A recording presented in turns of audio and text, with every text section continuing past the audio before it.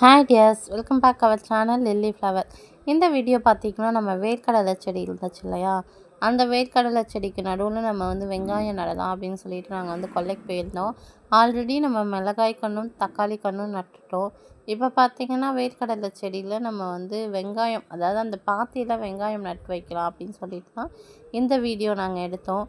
வேர்க்கடலை பார்த்திங்கன்னு வச்சுக்கோங்களேன், ஒரு சில இடத்துல வேர்க்கடலை செடி இல்லாத மாதிரியே தெரியுது. ஒரு சில இடத்துல மட்டும்தான் நல்லா இருக்குது. நெக்ஸ்ட்டு பார்த்திங்கன்னா மழை பெஞ்சதில் உளுந்து கொஞ்சம் டேமேஜ் ஆகிருக்குங்க. ஏன்னா தண்ணி நின்று நின்று ஒரு மாதிரி இருக்குது. மற்றபடி உளுந்து நல்லாயிருக்கு. பட் வேர்க்கடலை செடி தான் ரொம்ப எட்ட எட்ட இருக்க மாதிரி ஒரு ஃபீல். ஏன்னா வேர்க்கடலை செடி பார்த்திங்கன்னா வச்சுக்கோங்களேன், ஒரு ஒரு இடத்துல செடி இல்லாத மாதிரியே இருக்குது. அதனால என்ன செய்யுது அப்படின்னு சொல்லி பார்த்துட்டு இருந்தோம். நாங்கள் வச்சுருந்த முருங்கை செடிலாம் பார்த்திங்கன்னு வச்சுக்கோங்களேன், அந்த முருங்கை என்னாச்சுன்னு வச்சுக்கோங்க, குளிர் தாங்காமல், அதாவது தண்ணி ஈரம் நின்று நின்று செடிக்கு ஈரம் தாங்காமல் அதெல்லாம் செத்து போச்சு.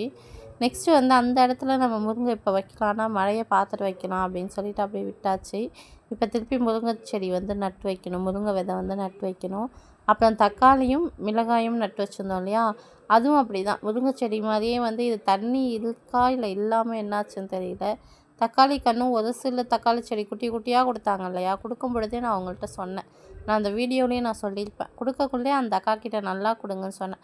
அவங்க நீ எடுத்துகிட்டு போய் வளர்த்துக்கோமா அப்படின்னு சொல்லிட்டு ஒரு ரீசன் சொல்லிட்டாங்க ஏதோ.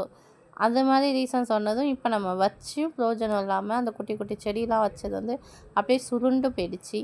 அந்த மாதிரி தான் நம்ம ஒருத்தவங்கள்ட்ட ஒரு வேலையை ஒப்படைக்கணும்னா அவங்க நம்மளை நம்பி தானே வந்திருக்காங்க அப்படின்னு சொல்லிட்டு அவங்கள்ட்டேருந்து போனால் போதும் அப்படின்னு சொல்லிட்டு அவங்க ஒரு கடமைக்கு ஒரு வேலை செய்கிறாங்க. அது இனிமேட்டு யாரும் அப்படி செய்யாதீங்க. உங்களுக்கு தெரியும் அந்த செடியோடைய தன்மை என்ன, அந்த செடி வச்சா எப்படி வளரும் அப்படின்னு சொல்லிட்டு நர்சரி கார்டனில் ஒர்க் பண்ணுறவங்களுக்கு கண்டிப்பாக தெரியும். ஆனால் அவங்க என்ன சொல்லிட்டாங்க, நீங்கள் எடுத்துகிட்டு போங்க, அவங்க நல்லாவே வளரும், நீங்கள் வச்சு வளர்த்திக்கோங்க அப்படின்னு சொல்லிட்டாங்க. நாங்கள் வாங்கி வச்சு இப்போ 2 டேஸ் ஆச்சு. ஃபஸ்ட்டு 2 டேஸ் நல்லா இருந்தது. இப்போ பார்த்தீங்கன்னு வச்சுக்கோங்களேன், ரொம்ப வாடி போய் அப்படியே தலை தூங்குன மாதிரி ஆயிடுச்சு. ஓகே, நம்ம இருக்கிற செடியாவது பாதுகாப்பாக பார்த்துக்கலாம் அப்படின்னு சொல்லிட்டு தண்ணி ஊற்றிட்டு வந்தோம். வேர்க்கடலை செடி பார்த்திங்கன்னா ஒவ்வொன்றுத்தில் பூ வைக்க ஆரம்பிச்சிடுச்சு. இந்த ஒரு சில தக்காளி கன்றுலாம் நல்லாயிருக்கு, ஒரு சில தக்காளி கன்று தான் அப்படி ஆயிடுச்சு. நெக்ஸ்ட்டு பார்த்திங்கன்னா மழை வரும், உரம் போட்டுட்டு தண்ணி பாய்ச்சணும். மழை வரும்னு எதிர்பார்த்தோம். நம்ம மழை வரும்னு எதிர்பார்க்குற டைமில் மழை வராது, வேணாங்கிற டைமில் நிறைய மழை நம்மளை டார்ச்சர் பண்ணும். இந்த விவசாயிகளின் தோழன் மழைன்னு சொல்லுவாங்க. ஆனால் இந்த மழையும் விவசாயத்தை வீணாக்கிறதுல பங்கு கொள்ளுது. நெக்ஸ்ட்டு பார்த்திங்கன்னா நம்ம போகிற வழி எல்லாமே உளுந்து போட்டிருக்காங்க. அந்த உளுந்தெல்லாம் தண்ணி நின்று நின்று அழுகிடுச்சு. அது வேணால் நான் இன்னொரு வீடியோஸில் காட்டுறேன். அந்த அழுகின உளுந்து என்ன பண்ணிட்டாங்கன்னு வச்சுக்கோங்களேன், காஞ்சதும் மாட்டை விட்டு மேய்க்க விடுறாங்கங்க. அப்புறம் அந்த விவசாயிகள் என்ன பண்ணுவாங்க, உளுந்து வரும்னு நம்பி விதைச்சாங்க. ஆனால் வெள்ளம் வந்ததால் அது எல்லாமே அடித்து ஊத்தோடி போச்சு அப்படின்னு சொல்லுவாங்க. செடி ஊத்தோடி போச்சு அப்படின்னு சொல்லுவாங்க. அந்தளவுக்கு தண்ணி பாய பாய செடி ஊறி ஊறி வீணாக போயிடுச்சு அப்படின்னு சொல்லிட்டு மாடு இருக்கு இல்லையா, சில மாட்டுக்காவது தீவனம் ஆகட்டும் அப்படின்னு சொல்லி அவங்க மாட்டை விட்டு மேய்க்க விடுறாங்க. நாங்கள் என்ன பண்ணுறது, கொஞ்சம் நல்லா இருக்க மாதிரி இருந்தது, சரி அப்படின்னு சொல்லிட்டு நாங்கள் மருந்தடித்து விட்டுருக்கோம். எப்படி இருக்குன்னு சொல்லி பார்க்கலாம். இங்கே பார்த்தீங்கன்னு வச்சுக்கோங்களேன், செடிலாம் எப்படி இருக்குது அப்படின்னு சொல்லி பார்த்துட்டு வந்தோம். அந்த தக்காளி கன்றும் அப்படி தான் இருக்குது, அந்த மிளகாய் கன்றும் அப்படி தான் இருக்குது. ஒரு டைம் நம்ம விவசாயம் பண்ணும் பொழுதும் நமக்கு கஷ்டத்துடன் கூடிய பிரச்சனைகளும் நிறையா வரும். அதெல்லாம் நம்ம சமாளித்து தான் நம்ம விவசாயம் பண்ணணும். விவசாயம் பண்ணுறப்போ மழையும் வராமையும் இருக்க முடியாது, வராமையும் இருக்கக்கூடாது. அதே நேரத்தில் அதிகமாகவும் மழை வரக்கூடாது. ஏன்னா 2மே விவசாயத்துக்கு பாதிப்பு. இப்போ நிறைய ஊரில் பார்த்திங்கன்னா நெல்லெலாம் அழுகிடுச்சு. அப்படி அப்படியே போட்டு தான் ஏர் ஓட்டுறாங்க. அவங்க எவ்வளோ கஷ்டப்பட்டு அந்த ஏர் ஓட்டுறதுக்கு கொண்டு கஷ்டம்தாங்க. ஒரு சால் ஏர் ஓட்டினாலே 1800 1700 கேட்குறாங்க. அவங்களும் டீசல்லாம் வாங்கணும் இல்லையா, அதனால அவங்க மேலேயும் தப்பு கிடையாது. அதே மாதிரி நம்ம ஒவ்வொரு பயிர் அதுலேருந்து நமக்கு ஆள் கூலி, நடவு, நெல் விதைக்கிறது, ஏர் ஓட்டுறது அப்படின்னு சொல்லிட்டு பார்த்தா வடிவேல் ஒரு பாட்டில் சொல்லுவான்ல, என்ன விவசாயம், கடைசியில் பார்த்தா கூலிக்கு கூட மிஞ்சுவான், அந்த மாதிரி இருந்துச்சு அப்படின்னு சொல்லுவார்.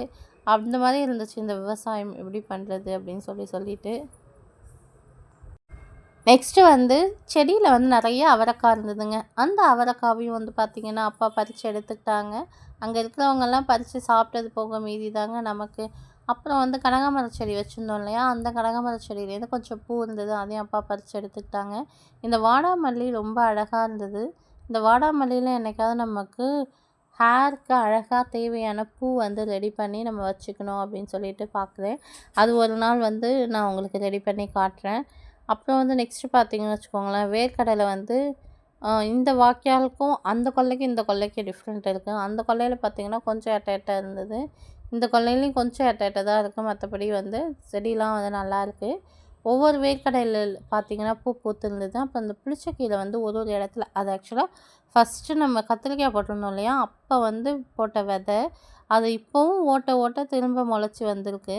அந்த இன்னும் கொஞ்சம் பெருசாகிடுச்சுன்னா நம்ம அதை பிடுங்கி கடைஞ்சிடலாம். ஏன்னா குட்டி குட்டியாக இருக்குது. அது வந்து குட்டியாக இருக்கிறது நல்லா டேஸ்ட்டாக இருக்கும். பட் இருந்தாலும் கீரை வந்து அளவு வந்து நமக்கு காணாது, கம்மியாக தான் இருக்கும். கண்ணு ஊட்டிக்கா? சரி சரி. ஏமா சீக்கிரமாக பிள்ளை பறிச்சாக்கா, சீக்கிரமாக புள்ளி பறிச்சுன்னா கொடி பவனுக்கு வெட்டுறதுக்கு கொஞ்சம் ஈஸியாக இருக்குது இல்லை கொடி பவனு? மாமரத்தை நல்லா அம்மா வந்து பார்த்திங்கன்னா பக்கத்தில் இருக்கிறவங்கள்ட்ட பேசிகிட்டு இருந்தாங்க. களை எடுத்துகிட்டு இருந்தாங்க அவங்களும். சரின்ட்டு அவங்கள்ட்ட பேசிகிட்டு இருந்தாங்க. நெக்ஸ்ட்டு வந்து பார்த்திங்கன்னு வச்சுக்கோங்களேன், நம்ம வந்து அந்த உளுந்து எப்படி இருக்குது அப்படின்னு சொல்லிட்டு பார்க்கலாம் அப்படின்னு சொல்லிட்டு நாங்கள் போயிருந்தோம். பக்கத்து கொல்லையிலலாம் நல்லா உளுந்து தட்டைப்பயிறு எல்லாமே வந்து பார்த்திங்கன்னா கிளியராக வந்துடுச்சு. இவங்க களை எடுக்கிறது பார்த்திங்கன்னு வச்சுக்கோங்களேன், ஒருத்தவங்க மட்டும்தான் களை எடுக்கிறாங்க. ஏன்னா அது அவங்க கொல்லையில் ஒருத்தவங்க களை எடுத்துட்டு அதுக்கப்புறம் அந்த ஆள் வச்சு செஞ்சுக்கலாம் அப்படின்னு சொல்லிட்டு அவங்க வந்து களை எடுத்துகிட்டு இருந்தாங்க. அப்புறம் நெக்ஸ்ட்டு பார்த்திங்கன்னு வச்சுக்கோங்களேன், அந்த பாப்பா வந்து பில்லு பிடுங்கிறது வந்து பார்த்திங்கன்னா எதுக்குன்னா மாட்டுக்காக, அவங்க மாடு வச்சுருக்காங்க இல்லையா, அதுக்காக அந்த மாட்டோடைய தீவனத்திற்காக வந்து பில் எடுத்துகிட்ருக்கு. நெக்ஸ்ட்டு வந்து பார்த்திங்கன்னா வச்சுக்கோங்களேன், நம்ம வந்து வெங்காயம் நடுறதுக்காக போகலாம். ஃபஸ்ட்டு வந்து எப்படி நடணும் அப்படின்னு சொல்லிட்டு இருந்தாங்க ஒருத்தவங்க. அவங்க வந்து சொல்லி காமிச்சிட்டு போனாங்க. அதுக்கப்புறம் நாங்களே நட்டுக்கிட்டோம். எங்களுக்கு வந்து அம்மாவுக்கு தெரியும், பட் எனக்கு தெரியாது. அவங்க வந்து சொன்னாங்க. அப்போ பெரியவங்க சொன்னால் நம்ம ஏற்றுக்கணும் இல்லையா, அதனால் ஒரு டவுட்டுக்காக அவங்கள்ட்ட கேட்டுக்கிட்டோம். அம்மாவுக்கு அவங்களுக்கு ஆல்ரெடி தெரியும். அவங்க வந்து ஒன்றே ஒன்று மட்டும் நட்டு எப்படி நடணும் அப்படின்னு சொல்லி காமிச்சிட்டு இருந்தாங்க. அப்புறம் வந்து அம்மா வந்து கண்டினியூ பண்ணிக்கிட்டாங்க. அம்மா தான் வெங்காயம் ஃபுல்லாகவே நட்டுருந்தாங்க. நம்ம அன்னைக்கு கொல்லைக்கு போனதாங்க. அதுக்கப்புறம் வந்து கொல்லைக்கே போக முடியலை. ஏன்னு வச்சுக்கோங்க, தொடர்ந்து இங்கே வீட்லேயும் ஒர்க் இருந்தது. பாப்பாவுக்கு எக்ஸாம் இருந்தது. எக்ஸாமுக்கு சொல்லிக் கொடுக்கணும். இப்போ தான் ஹாஃப் இயர்லி லீவ் விட்டாச்சு இல்லையா, இனிமேட்டு தான் கொல்லைக்கு போகணும். அதனால நாங்களும் வந்து கொல்லைக்கு போய் ஒரு 2 or 3 டேஸ் ஆகும். இப்போ வந்து நம்ம வேர்க்கடலை செடிக்குள்ளே வரப்பாக இருக்கும் இல்லையா, அந்த வரப்பாக இருக்கிற இடத்துல காலியான இடத்துல, ஏன்னா இந்த செடி வளர்ந்ததும் அது வந்து செடி பனைக்கும்னு சொல்லுவாங்க. அதனால காலியாக இருக்கிற இடத்துல மட்டும் நம்ம வெங்காயம் நட்டுக்கலாம். ஏன்னா நம்ம அந்த செடி வளர்றதையும் படர்றதையும் டிஸ்டர்ப் பண்ணக்கூடாது. நடுவில் சென்டரில் நடணும் அப்படின்னு சொல்லிட்டு இருந்தாங்க. நான் லைவ்லேயும் இந்த வீடியோஸ் வந்து போஸ்ட் பண்ணியிருக்கேன். லைவில் போஸ்ட் பண்ண வீடியோ நான் வந்து ரிலேட்டபிள் வீடியோவில் கொடுக்குறேன். அதில் செக் பண்ணி பாருங்கள். அதுக்கப்புறம் என்ன பண்ணாங்கன்னா, ஆழமாக குழி தோண்டிக்க சொன்னாங்க. நெகத்தாலையும் தோண்டலாம். நெகத்தால் தோண்டும் பொழுது என்ன பண்ணுச்சுன்னா, எனக்கு வந்து அவ்வளோவா உள்ளே போக முடில. கையில் வந்து புரண்டி பல்லுலாம் கூசுகிற மாதிரி இருந்தது. அதனால அந்த முருங்கை கட்டை, ஆல்ரெடி இந்த கொல்லையில் நம்ம முருங்கை போட்டிருந்தாங்க, அந்த முருங்கை கட்டையோடைய குச்சி எடுத்து குழி தோண்டிக்கிட்டேன். அதுக்கப்புறம் பார்த்திங்கன்னா வேர்க்கடலையை அதுக்குள்ளேயே வச்சு மண் போட்டு மூடியாச்சு. இதுக்கப்புறம் எப்படி வளரும் அப்படின்னு சொல்லிட்டு போய் பார்த்தா தான் தெரியும். வளர்ந்துருக்கா என்னன்னு கூட எனக்கு தெரியல. நான் கொல்லைக்கும் போகல. அப்பா போனவங்களும் என்ன பண்ணாங்கன்னா, சரியாக வீடியோவும் எடுக்கலை. அதனால் நாங்கள் வந்து இந்த வெங்காயத்தெல்லாம் நட்டு வச்சுட்டு அதுக்கு மேலே மண்ணை போட்டு வச்சுட்டு நாங்கள் வந்து அங்கேருந்து கிளம்பிட்டோம். அதுக்கப்புறம் செடிக்கு வந்து தண்ணி ஊற்றிருந்தாங்க. எல்லா செடிக்கும் வந்து தண்ணி ஊற்றிருந்தோம். ஒரு இடமா பார்த்து கொல்லை ஃபுல்லாக எத்தனை காணும்னு தெரியல. நான் வந்து நெக்ஸ்ட் வீடியோவில் வந்து எங்கெங்கே முளைச்சிருக்கு அப்படின்னு சொல்லிட்டு அப்டேட் பண்ணுறேன்.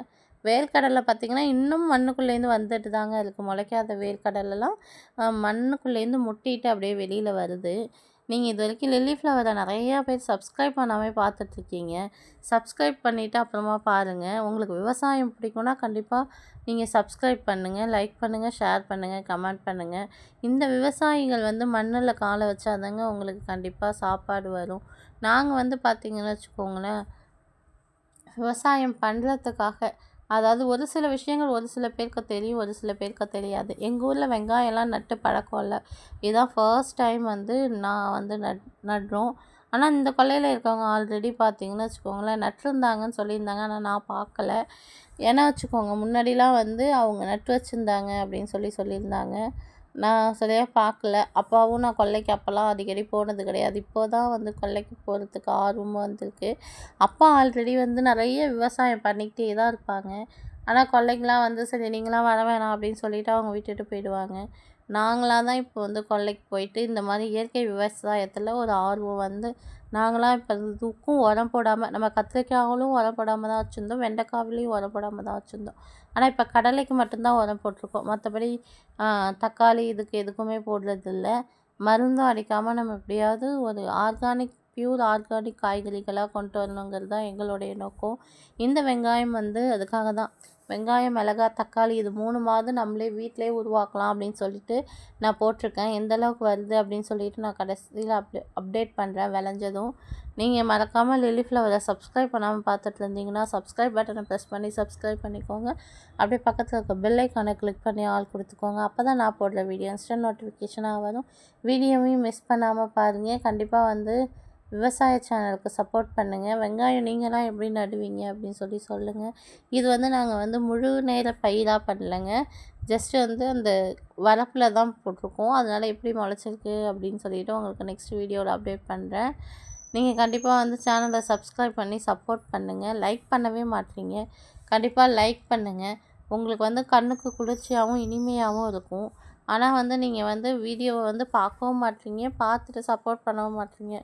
கண்டிப்பாக சப்போர்ட் பண்ணி சப்ஸ்கிரைப் பண்ணுங்கள். இப்போ வந்து கனகாமர செடி பறிச்சுட்டு நம்ம வீட்டுக்கும் கிளம்பியாச்சு. அங்கேருந்து வாடாமல்லி செடி இதெல்லாம் வந்து தண்ணி ஊற்றிட்டு திருப்பி வந்து நெல்லிக்காய் செடி என்ன பண்ணிட்டாங்கன்னு பார்த்தா பாப்பா அவுரி செடி நினச்சி பிச்சு போட்டுட்டா. அதனால் அது பறிக்கக்கூடாதுமா அப்படின்னு சொல்லிட்டு இருந்தேன். எப்படி இருக்குது அப்படின்னு சொல்லிட்டு பார்த்துட்டு கமெண்ட் பண்ணுங்கள். ஓகே டியர்ஸ், நெக்ஸ்ட் வீடியோவில் மீட் பண்ணுவோம். தேங்க்யூ, பாய்.